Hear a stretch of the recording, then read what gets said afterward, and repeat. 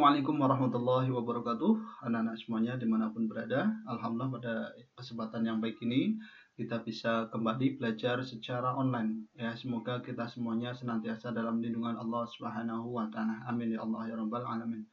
Baik anak-anak semuanya, kali ini kita akan belajar sejarah kebudayaan Islam atau SKI kelas 8 semester genap.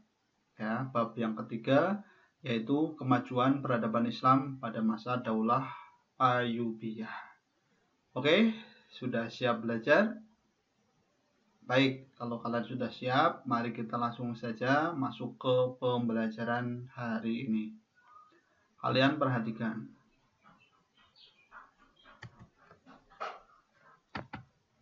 Ya, ini adalah peta konsep yang akan kita pelajari, yaitu kemajuan peradaban Islam pada masa Daulah Ayyubiyah. Meliputi proses berdirinya Daulah Ayyubiyah, peradaban Islam pada masa Daulah Ayyubiyah, dan juga pemimpin besar Daulah Ayyubiyah. Ya, kita tahu bersama bahwasanya dinasti Ayyubiyah atau Daulah Ayyubiyah ini adalah daulah ya yang muncul setelah runtuhnya Daulah Abbasiyah. Bagaimana perkembangannya? Ayo kita pelajari bersama-sama. Baik, sebelum kita mulai ke pembelajaran atau ke materi, ini ada nilai karakter yang dikembangkan dalam pembahasan kali ini. Yang pertama adalah ketakwaan, semangat, gigih, peduli, cinta tanah air, dan kreatif. Ya, diharapkan setelah kalian belajar materi ini, nanti kalian akan semakin takwa, semangat, gigih, peduli, cinta tanah air, dan juga kreatif. Ya, baik anak-anak semuanya, kita langsung masuk ke proses berdirinya Daulah Ayyubiyah. Kalian perhatikan, ini adalah gambaran ilustrasi ya Salahuddin Al-Ayyub, sosok pendiri dinasti Ayyubiyah. Perhatikan, Daulah Ayyubiyah adalah sebuah dinasti Sunni yang berkuasa di Mesir, Suriah, sebagian Yaman, Irak, Mekah, Hijaz, dan juga Diyarbakir. Ya, jadi Daulah Ayyubiyah ini bermadhab Sunni. Dinasti Ayyubiyah didirikan oleh Salahuddin Al-Ayyubi. Penamaan Al-Ayyubiyah dinisbatkan kepada nama belakang Al-Ayyubi, diambil dari nama kakeknya yang bernama Ayyub. Nah, nama besar dinasti ini diperoleh sejak Salahuddin Yusuf Al-Ayyubi berhasil mendirikan kesultanan yang bermadhab Sunni, menggantikan kesultanan dinasti Fatimiyah yang bermadhab Syiah. Ya, jadi Daulah Ayyubiyah ini namanya diambil dari nama kakek Salahuddin Yusuf Al-Ayyubi, yaitu Ayyub. Bisa dipahami ya sampai di sini? Oke, kalau bisa, ayo kita lanjutkan. Gambar berikut. Ini adalah beberapa gambar ilustrasi mengenai sosok pemimpin dinasti Ayyubiyah dan wilayah-wilayah kekuasaan serta peninggalan dinasti Ayyubiyah. Nah, dari gambar tersebut mungkin kalian bertanya-tanya ya, diantaranya mengapa kita perlu mempelajari sejarah berdirinya Daulah Ayyubiyah. Hikmah apa sih yang dapat kita ambil dari proses berdirinya Daulah Ayyubiyah? Pertanyaan-pertanyaan ini nanti kita akan kupas ya, kita akan kupas dan kita akan jawab bersama-sama dalam pembahasan materi kali ini. Oke? Ayo kita langsung masuk ke materi. Diawali dari keruntuhan Daulah Abbasiyah. Daulah Abbasiyah yang pernah mencapai puncak kejayaan dalam sejarah peradaban Islam mulai menampakkan kemunduran pada periode kedua kekhalifahannya. Kelemahan bidang politik dan pemerintah menjadi salah satu penyebab utama dari keruntuhan Daulah Abbasiyah. Hal ini disebabkan karena periode kedua pemerintahan Daulah Abbasiyah tidak mandiri dalam bidang politik dan pemerintahan. Ya, pada periode kedua dinasti Abbasiyah sudah mulai mengalami kemunduran karena tidak ada kemandirian dalam politik dan pemerintahan. Nah, lemahnya pemerintahan Daulah Abbasiyah ini dimanfaatkan oleh daulah-daulah kecil untuk melepaskan diri dari kekuasaan Abbasiyah. Di antara daulah kecil yang melepaskan diri dari Abbasiyah adalah yang pertama Daulah Idrisiyah di Maroko, Daulah Aghlabiyah di Tunisia, kemudian ada Daulah Tuluniyah, ada Daulah Exidiyah, Daulah Hamdaniyah, dan Daulah Tahiriyah. Ini adalah daulah-daulah kecil yang melepaskan diri dari dinasti Abbasiyah semenjak dinasti Abbasiyah mengalami kemunduran. Nah, selanjutnya berdirinya Daulah Fatimiyah. Nah, ini Daulah Fatimiyah adalah satu-satunya daulah Syiah dalam Islam. Nama daulah ini dinisbatkan kepada putri Nabi Muhammad SAW, Fatimah Az-Zahra. Didirikan oleh Said Ibnu Husain yang merupakan keturunan Syiah Ismailiyah. Nah, gerakan pendirian Daulah Fatimiyah tidak terlepas dari peran serta seorang pengikut Syiah bernama Abu Abdillah Asy'ari. Ini adalah Daulah Fatimiyah. Nah, kemudian setelah kaum Alawiyin mampu menaklukkan Daulah Aghlabiyah di Tunisia, berdirilah Daulah Fatimiyah dengan khalifah pertama Ubaidillah Al-Mahdi dengan ibu kota pemerintahannya kota Qairawan, Tunisia. Secara keseluruhan, Daulah Fatimiyah berkuasa selama 262 tahun dengan khalifah pertamanya Ubaidillah Al-Mahdi dan khalifah terakhirnya Al-Adid Billah. Kayak ini ya. Jadi sebelum kita masuk ke Daulah Ayyubiyah, kita bahas dulu Daulah Fatimiyah. Karena Daulah Ayyubiyah ini adalah muncul menggantikan Daulah Fatimiyah. Oke, kita lanjutkan lagi ya. Nah, proses terbentuknya Daulah Ayyubiyah. Daulah Fatimiyah saat dipimpin oleh khalifah terakhirnya bernama Khalifah Al-Adid Billah ya, mengalami kemunduran dan kondisi pemerintahan yang lemah. Selain karena musim paceklik, adanya penyerbuan tentara salib ke Mesir dan konflik internal pemerintah Daulah Fatimiyah. Nah, ini ya, Daulah Fatimiyah mengalami kemunduran pada masa pemerintahan khalifah terakhir yaitu Al-Adid Billah. Karena ada serangan dari luar dan konflik internal pemerintahan Daulah Fatimiyah. Dalam kondisi Mesir seperti itu, seorang panglima bernama Asyaduddin Syirkuh bersama saudaranya yang bernama Salahuddin Al-Ayyub. Ya. Asyaduddin Syirkuh ini adalah paman dari Salahuddin Al-Ayyub. Ditugaskan oleh gubernur Syria yang bernama Nuruddin Syangki untuk datang ke Mesir dengan tujuan mengusir tentara salib sekaligus menguasai Mesir ya, melakukan ekspedisi ke Mesir untuk mengusir tentara salib. Rupanya proses ini tidak berjalan mulus. Seorang Perdana Menteri Daulah Fatimiyah bernama Syawar telah melakukan persekongkolan dengan tentara salib.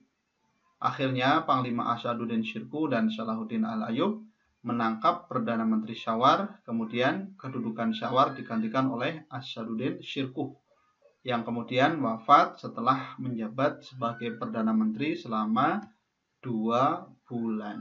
Ya, jadi Syawar itu Perdana Menteri Daulah Fatimiyah yang bersekongkol dengan tentara salib, kemudian ditaklukkan oleh Asyaduddin Syirkuh, dan Asyaduddin Syirkuh ini ya dijadikan sebagai Perdana Menteri menggantikan Syawar.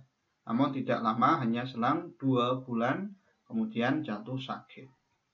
Salahuddin Al-Ayyub akhirnya didapuk menjadi Perdana Menteri menggantikan Asyaduddin Syirkuh dengan julukan Al-Malik An-Nasir ya, pemimpin yang suka menolong ini ya. Jadi awal mula karir dari Salahuddin Al-Ayyub menjadi Perdana Menteri Mesir. Kemudian saat Khalifah Al-Adid Billah sakit, kedudukan Salahuddin Al-Ayyub semakin kuat. Salahuddin Al-Ayyub mendapat dukungan penuh dari rakyat Mesir, apalagi Salahuddin Al-Ayyub dan rakyat Mesir sama-sama memiliki faham Islam Sunni. Bertepatan dengan wafatnya Khalifah Al-Adid, Billah pada 10 Muharram 1171 Masehi, Salahuddin Al-Ayyub memproklamirkan berdirinya Daulah Ayyubiyah dan berakhirnya pemerintahan Daulah Fatimiyah. Setelah khalifah terakhir dinasti Fatimiyah meninggal, Salahuddin kemudian menjadi penguasa di Mesir dan mendirikan dinasti Ayyubiyah. Ini adalah cerita singkat dari berdirinya dinasti Ayyubiyah. Sampai di sini bisa dipahami ya, anak-anak ya. Oke, semoga kalian bisa memahaminya dengan baik. Nah, kemudian dalam perjalanan peradaban Islam pada masa Daulah Ayyubiyah, perkembangan-perkembangan apa yang sudah pernah ditorehkan, yaitu diantaranya dalam bidang pendidikan, bidang ekonomi perdagangan, bidang militer dan pertahanan, dan juga bidang pertanian. Ya, keempat bidang ini sangat maju pada masa pemerintahan dinasti Ayyubiyah. Baik, kita akan pelajari satu persatu dari bidang pendidikan. Kalian perhatikan. Salahuddin Yusuf Al-Ayyub juga mencurahkan perhatian pada bidang pendidikan dan arsitektur. Ia memperkenalkan pendidikan madrasah ke berbagai wilayah di bawah kekuasaannya, seperti ke Yerusalem, Mesir, dan lain-lain. Ibnu Jubair menyebut ada beberapa juga madrasah di kota Iskandariyah. Di antara madrasah terkemuka dan besar berada di Kairo dan memakai nama sendiri, yaitu Madrasah As-Salahiyah. Ya, jadi madrasah yang didirikan oleh Salahuddin dinamakan Madrasah As-Salahiyah. Salahuddin ini merupakan pemerhati pendidikan. Menurut sejarah Islam, jika Nizam al-Mulk adalah orang yang mula-mula mendirikan madrasah, yaitu Madrasah Nizamiyah, maka setelah Madrasah Nizamiyah ini, madrasah terbesar adalah yang didirikan oleh Salahuddin Al-Ayyubi. Ya. Jadi ini adalah perhatian pemerintah dinasti Ayyubiyah terhadap bidang pendidikan dengan mendirikan madrasah yang sangat besar, yaitu Madrasah As-Salahiyah, disusul dengan madrasah-madrasah yang lainnya. Dalam bidang ekonomi dan perdagangan, ya, pemerintah Daulah Ayyubiyah bekerja sama dengan penguasa Muslim di wilayah lain, membangun perdagangan dengan kota-kota di Laut Tengah, Laut Hindia, dan menyempurnakan sistem perpajakan. Selain itu, dimulai percetakan mata uang dalam dirham, ya, atau campuran yang disebut dengan fulus. Nih, jadi sudah dicetak fulus, ya, uang dirham. Dalam bidang perindustrian, pada masa Ayyubiyah sudah mengenal kemajuan di bidang industri dengan dibuatnya kincir oleh seorang Syria yang lebih canggih dibandingkan buatan orang-orang Barat. Seperti ya, yang lain juga sudah ada pabrik karpet, pabrik kain, pabrik gelas. Jadi pada masa Daulah Ayyubiyah, bidang perekonomian dan perdagangan sudah sangat maju. Ya, ini dibuktikan dengan adanya uang logam atau uang dirham, ya. Kemudian juga ya perdagangan di Laut Hindia, Laut Tengah, serta berdirinya pabrik-pabrik atau perindustrian. Oke anak-anak ya, bisa dipahami ya, ini bidang ekonomi dan perdagangan. Selanjutnya, dalam bidang militer dan sistem pertahanan, kalian perhatikan. Pada masa pemerintahan Salahuddin, kekuatan militernya terkenal sangat tangguh. Pasukannya diperkuat oleh pasukan Berber, Turki, dan Afrika. Selain itu juga memiliki alat-alat perang, pasukan berkuda, pedang, panah. Dinasti ini juga memiliki burung elang sebagai kepala burung-burung dalam peperangan. Ya. Jadi ada burung elang yang digunakan sebagai pengintai, ya, termasuk ke dalam pasukan perang. Nah ini.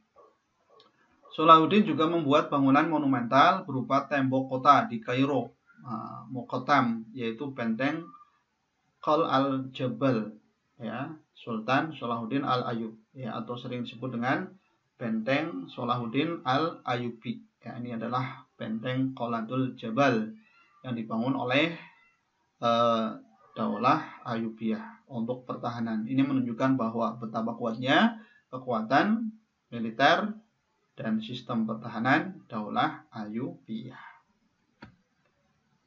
Oke anak-anak, selanjutnya bidang yang tak kalah maju adalah bidang pertanian. Untuk memenuhi kebutuhan masyarakat Mesir dan daerah-daerah lainnya, pada sektor pertanian, Daulah Ayyubiyah telah menggunakan sistem irigasi, pembangunan waduk dan bendungan, serta terusan untuk mengairi kebun dan pertanian. Ya, dari pertanian pun diperhatikan sekali oleh Salahuddin Al-Ayyub, sehingga dibangunlah irigasi, waduk-waduk, terusan, sehingga pertanian bisa berkembang maju ya dan pesat. Oke. Inilah gambaran perkembangan dinasti Ayyubiyah pada waktu itu. Ya. Oke anak-anak semuanya, demikian yang dapat kita bahas ya untuk hari ini. Semoga apa yang Pak Guru sampaikan bisa bermanfaat. Nah, agar kalian ya bisa lebih memahami materi ini, maka akan Pak Guru kasih beberapa pertanyaan. Silahkan kalian jawab dengan benar. Yang pertama, sebutkan 3 daulah yang memisahkan diri dari dinasti Abbasiyah setelah dinasti Abbasiyah mengalami kemunduran. Yang kedua, siapakah khalifah terakhir dinasti Fatimiyah? Ya, tadi sudah Pak Guru sebutkan. Siapakah pendiri dinasti Ayyubiyah? Nah, tentu kalian sudah tahu ya. Kemudian nama dinasti Ayyubiyah diambil atau dinisbatkan kepada siapa? Siapa nama dari paman Salahuddin Yusuf Al-Ayyubi yang melakukan ekspedisi ke Mesir bersama Salahuddin Al-Ayyub. Nah, terus siapakah Perdana Menteri dinasti Fatimiyah yang melakukan pemberontakan dan bersekutu dengan tentara Salim? Tadi juga sudah Pak Ari sebutkan. Kemajuan dinasti Ayyubiyah meliputi bidang apa saja? Yang kedelapan, madrasah yang dibangun oleh Salahuddin Al-Ayyub diberi nama apa? Nah, kemudian benteng yang dibangun oleh Salahuddin Yusuf Al-Ayyubi diberi nama apa? Dan yang terakhir, jelaskan secara singkat kemajuan dinasti Ayyubiyah pada bidang pertanian. Tadi baru saja Pak Guru sampaikan. Oke ya, semoga kalian bisa menjawabnya dengan baik dan benar. Pesan Pak Guru, silahkan kalian cermati. Ya, kalau belum paham, kalian bisa putar lagi videonya. Demikian yang dapat Pak Guru sampaikan, semoga berguna dan bermanfaat. Terima kasih untuk perhatiannya. Mohon maaf untuk segala kekurangannya. Insya Allah kita akan lanjutkan dalam pembelajaran online berikutnya. Tetap semangat. Ya. Terima kasih. Sekian. Assalamualaikum warahmatullahi wabarakatuh.